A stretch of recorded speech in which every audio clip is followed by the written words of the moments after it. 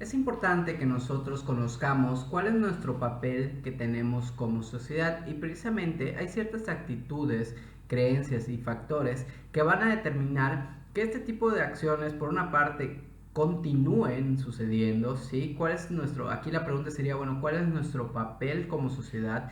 ¿Qué tipo de acciones estamos realizando o no, ¿no? Para poder prevenir ese tipo de situaciones, ¿sí? Porque pues desgraciadamente vemos que esto, y lo platicábamos al principio del tema, no es algo nuevo, sucede desde hace tiempo. Entonces, precisamente es importante que nosotros entendamos cuáles son aquellas cosas que no están sirviendo o que no sirven para poder prevenir este tipo de problemáticas. Vemos que ciertas actitudes y creencias que la gente puede llegar a tener que precisamente no sirven para nada. Por ejemplo, dicen que las mujeres dicen que no cuando quieren decir que sí, ¿ok? O todas las mujeres se sienten atraídas por un hombre que sea agresivo y fuerte. La manera en que está vestida la mujer está pidiendo que la violen. Las mujeres quieren ser violadas, ¿sí? Este tipo de frases, no sé si ustedes tuvieron la oportunidad de ver las noticias o de ver este tipo de comentarios cuando suceden algún tipo de agresión sexual hacia alguna mujer. Dice, ay, ¿por qué salió en la noche? ¿No? ¿Por qué estaba sola? ¿Quién la manda a estar así vestida? ¿No? ¿Por qué quieren llamar la atención? ¿No? Ese tipo de actitudes que de repente leemos tóxicamente en las redes sociales, pues no sirven de nada. O sea, al contrario, digamos, ahí lo que hacemos es victimizar, ¿no? Poder ponerle la responsabilidad a la víctima y pues obviamente este tipo de actitudes crean un clima social que legitima, que normaliza, ¿sí? O que racionaliza la violencia. ¿Sí? No tendemos a pensar que eso es la forma correcta de ser cuando realmente sabemos que no, o sea, no, ese tipo de cosas pues realmente pasan y por eso tantos movimientos como los del 8 de marzo y todo lo que sucede, porque precisamente tenemos que empezar a cambiar ese tipo de pensamientos, ese tipo de creencias, ese tipo, ¿no? de actitudes para que pues obviamente las nuevas generaciones, así como ustedes, como ya cercanos a ser profesionales ya de la salud, pues tengamos las herramientas necesarias para poder ayudar a las personas a generar herramientas y que puedan estos pues saber de qué manera enfrentar este tipo de problemáticas mucho mejor, ¿ok? Muchas veces vemos que desgraciadamente este tipo de situaciones se deben a los estereotipos de género, lo que se supone que debe hacer o comportarse una persona según su sexo, ¿sí? Y esta percepción del sexo como un enfrentamiento y la aceptación de la violencia en las relaciones, ¿sí? Que pues obviamente fomenta la sociedad. Y aquí hay un concepto muy interesante que es precisamente ese enfrentamiento de los sexos, ¿sí? De hecho, desde pequeños, no sé si ustedes lo han visto o al menos lo han pensado, siempre es muy común escuchar de niños contra niñas, ¿no? De hecho, hay hasta programas había uno, no sé si sigue existiendo o algo así, pero por ejemplo que era la guerra de los sexos, ¿sí? Entonces competían hombres contra mujeres, ¿sí? Siempre desde muy pequeños han hecho o la sociedad nos ha impuesto esta competencia, si lo quieren ver de esta manera, entre los hombres y las mujeres, ¿sí? En donde a los hombres se le anima a ser personas mucho más agresivas, mucho más competitivas y siempre a la mujer se le pinta como una persona tranquila, delicada, ¿no? Como que si así tuviese que ser, ¿ok?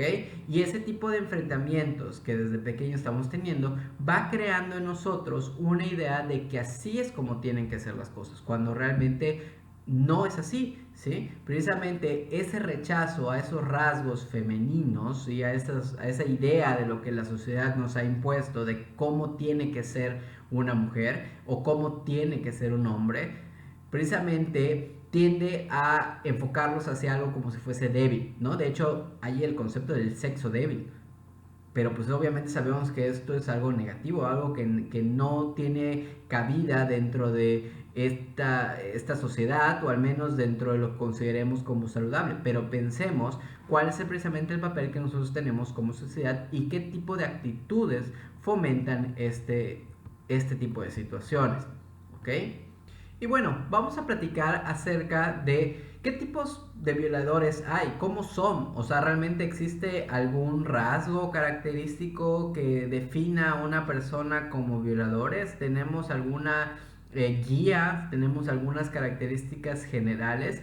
¿Cómo son? ¿No? Esta sería la pregunta. Pero pues desgraciadamente no existe un solo tipo, un tipo simple de violador, ¿sí? Es, digamos, es algo muy variado. Tenemos ciertos rasgos y que ahorita vamos a platicar, pero no existe una única forma de cómo puede ser un violador. Muchas de estas personas tienden a ser personas que controlan mucho su conducta y saben que precisamente es algo ilegal. No son sociópatas necesariamente, no son personas que tienden a, digamos, a no sentirse mal o romper las leyes necesariamente, sino que pueden ser personas como cualquiera, ¿sí? Y que saben que es algo ilegal y pues muchas veces controlan su conducta. Obviamente cuando se dan las circunstancias, pues en ocasiones cometen este tipo de actos. ¿Sí? Algunas de estas personas tienden a sentirse socialmente inadaptadas, que no pertenecen, que no tienen las habilidades necesarias para poder establecer relaciones adecuadas con un otro y pues por lo mismo este tipo de acciones pues hace que la persona pues tienda a recurrir a este tipo de acciones para poder satisfacer sus necesidades sexuales, pero obviamente sabemos que esto es algo inadecuado, violento e ilegal.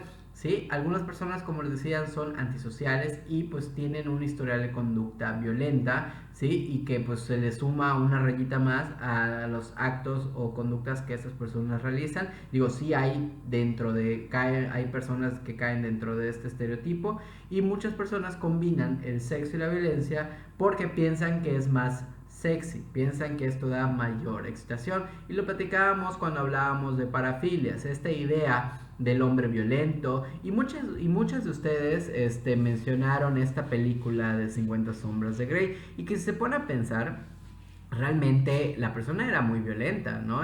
Christian era una persona muy violenta, tendía a manipular, seguir, acosar, tender, ¿no? O sea, no... y ese es uno de los problemas muy grandes que obviamente es ficción y obviamente somos adultos y podemos tener una capacidad crítica de pensar, pero esta idea de romantizar la violencia, porque pues sabemos que eso no tenía nada que ver con las prácticas sexuales que ya vimos, sino que aquí romantizamos la violencia, pues desgraciadamente esto genera a que sigamos normalizando este tipo de conductas. Hay otro tipo de historias, por ejemplo, una serie de libros muy famosos también que tuvo mucha popularidad, que se llama After, ¿sí? Que precisamente ahí nos muestra una relación sumamente violenta en donde el personaje principal pues termina siendo bastante manipulado, ¿no? Violado, agredido, ¿no? En este caso una mujer.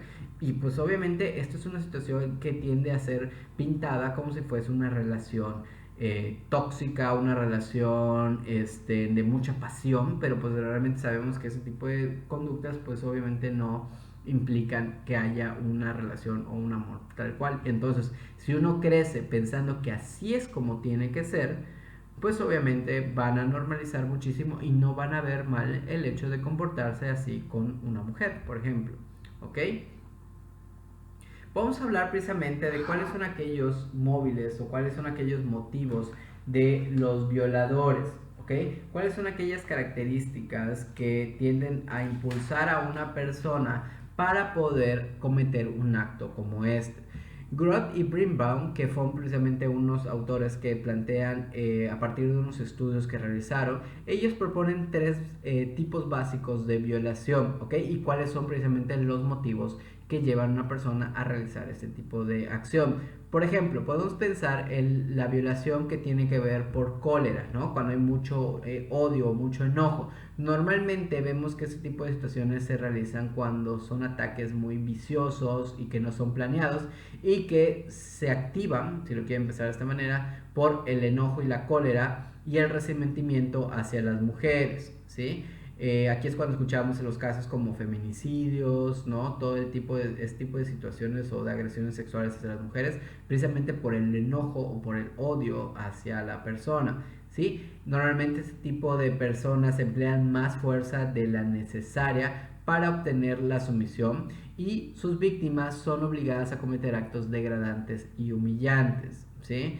Realmente aquí la violación termina siendo más un instrumento de venganza, ¿sí? Es un instrumento de odio y de un desprecio muy grande hacia la persona. En este caso, pues podría ser, por ejemplo, hacia las mujeres, ¿ok? También vemos que puede haber un tipo de violación por poder, que aquí pues obviamente está motivado por el hecho de querer dominar a la mujer que se está violando.